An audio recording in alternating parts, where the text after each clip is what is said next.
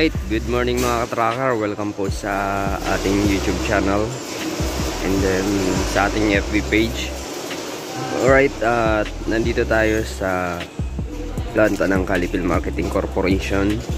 At ipakita ko lang sa inyo itong unit para magkaroon kayo ng idea and reference sa mga ginagawa namin dito sa planta. So meron tayo ditong Isuzu Elf NKR. Ayan, Isuzu Elf. Ang makina nito ay 4HF1 na 10 feet ang haba ng chassis. So, pero kasi ditong ginagawa, ayan. Ang ginagawa nila, tinanggal na nila yung I-beam dito sa unahan. Bale, assembly na to. So, ito, naka-independent suspension to. So, ayan, kung makikita nyo, kinating yung I-beam niya, tapos tinanggal na yung disc brake assembly, and then yung dyan na nakakabit yung lower and upper arm, pati yung kanyang stabilizer tinanggal na rin.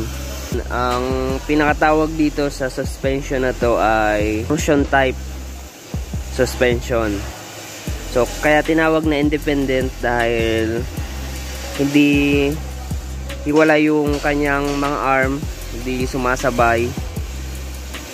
Kapag merong lubak, kung saan merong lubak, ito lang yung gagalaw kung saang part, left side or right side. So ayan, naka-torsion type suspension siya. Ngayon i-convert to lip spring suspension, tapos lalagyan ng I-beam, and then naka brake drum na yung ilalagay. So convert din to yung kanyang steering system, babaguhin din kasi nakakabit dito yan sa kanyang I-beam. Ito yung makina niya 4HF1. Kaya kino-convert to dahil yan, depende sa kliyente. So yung kliyente gusto ng naka-molye, kaya gagawing molye or deep spring suspension. So bakit nga ba pinapalitan? Ito kasi mga tracker, ganitong suspension, kung i-compare natin sa lip spring suspension, mas matibay yung lip spring suspension pagdating sa kargahan. Pag mamibigat, yun talaga yung recommended, kaya pinapalitan. Pero ang kagandahan naman sa ganitong suspension, maganda to, hindi to masyadong makalampag or yung stiff yung suspension niya. Maganda yung comfortability nito. Yun nga lang, madaling bumigay kapag kinarga natin ng mabibigat. Madaling bumigay yung mga itong ball joint, yung sa kanyang mga arm, madaling bumibigay, kaya mas preferred talaga yung lip spring suspension.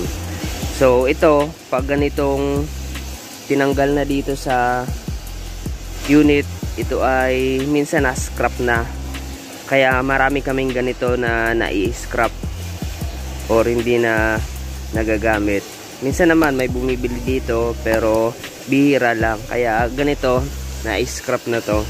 So sa likod naman naka lip spring suspension to. Same tires lang naman yung sukat nito, kasi may mga iba na naka-tatlo, yung maliit sa likod, malaki sa unahan, pero ito same size ng gulong.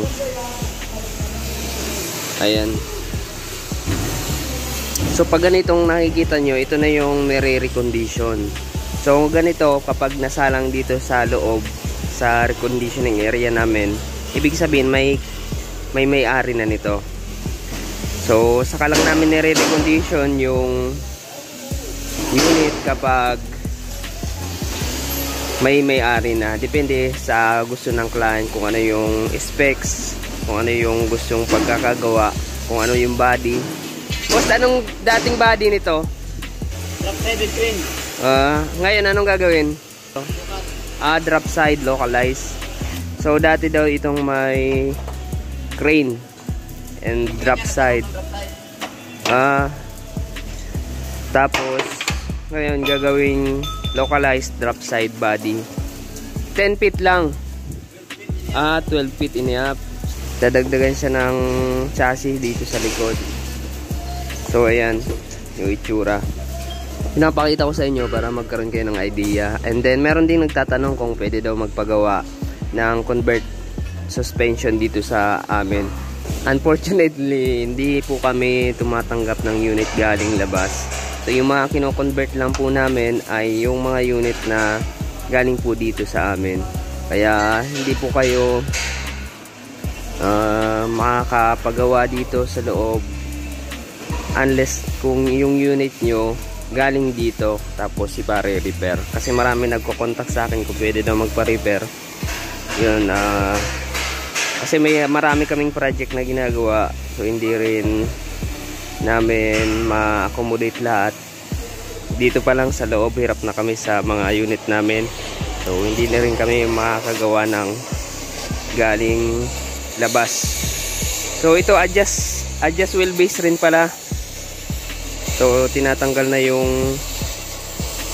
hanger ng leaf spring dito sa likod kasi gagawin pala i-adjust wheelbase. So iuurong tong mga gulong dadalhin dito sa likod para humaba, tapos ayan, sumakto maging proportion sa kanyang chassis kasi gagawing 12 feet iniap yung body, dating 10 feet. So yun mga tracker, ayun po yung itsura. Ayan, ito marami pa kaming mga unit na manual or mechanical engine. So ito mechanical engine, naka-inline injection pump. So ito mas preferred pa rin ng mga karamihan, lalo na pagdating sa probinsya. Pero ang mga lumalabas ngayon naka computer box na karamihan, kaya bira na lang mga ganitong unit. So saka sa pagdating sa presyo may difference kunti, pero kunti lang naman kasi mas in demand tong mga mechanical engine. So lahat dito pati pintura babaguhin, depende sa gusto ng client. Tapos ito tinatanggal namin yung mga upuan, ayan, diba, solid. So sa chassis naman ito, ganyan yung itsura talaga ng Japan Surplus. Pag mga ganito, ayan, pintura lang yan, tapos yung ibabaw na ng bakal, pero hindi pa yan yung talagang sira na bulok. So ano lang yan, anti-rust lang kailangan dyan, tapos repaint. Yung gagamitan lang yan ng pintura na pang bakal, so wala na yan. So matibay pa rin itong mga ganito, depende. Kasi kung gusto nyo ng sariwa, pili kayo sa aming sa yarda namin ng sariwang unit. So kung magustuhan nyo, yun yung kunin nyo. Kaya dito may ano pa kayo, may chance pa kayong makapili ng sariwang unit, kasi yung mga unit namin is as is condition pa, hindi pa nagagawa, hindi pa na re-repaint, hindi pa na re-recondition. Saka lang i-re-recondition kapag napili nyo na, para makita nyo yung original na status ng truck. So na-convert lang to left hand drive yan, pero the rest wala, pati makina hindi yan binubuksan namin. Dito naman pagdating sa makina, marami nagtatanong kapag may nakita silang tagas or may issue yung makina. Dito naman pag ni-recondition, i-check naman ng mekaniko yan, saka kung may problema gagawin para mawala, and then may warranty kapag recondition, kaya garantisado mga ka-tracker. So sinasabi ko lang para magkaroon kayo ng idea, para ayun, malaman nyo kung ano yung sistema ng paggawa dito sa amin, kung paano kayo makabili. Dito naman ayan, pwede nyong tingnan kapag nire-recondition yung unit para makita nyo kung maayos yung gawa. Saka meron namang quality control inspector dito na nagche-check para ma-ensure na nasa roadworthy standard. And then kapag na-recon pala, inaano rin namin yan, winawash over namin yan pagkatapos i-recon. Dinidisgracer namin para kung may mga alikabok, mga natapon na langis, mawala. And then tinetest drive pa namin para malaman kung maayos yung takbo, kung hindi nangangabig or may hindi nagpa-function. So yun mga ka-tracker, kung nagustuhan nyo tong video na to, paki-like and share nyo na rin. So ito yung contractor namin gumagawa dito. And kung hindi pa kayo nakaka-follow sa aking FB page, paki-follow na ako. And then subscribe na rin sa aking YouTube channel. At kung may tanong kayo, pwede kayong mag-comment sa baba. At kung may gusto nyo mag-inquire, mag-message lang sa aking FB page, Tracker Moto. Maraming salamat. God bless. Bye-bye.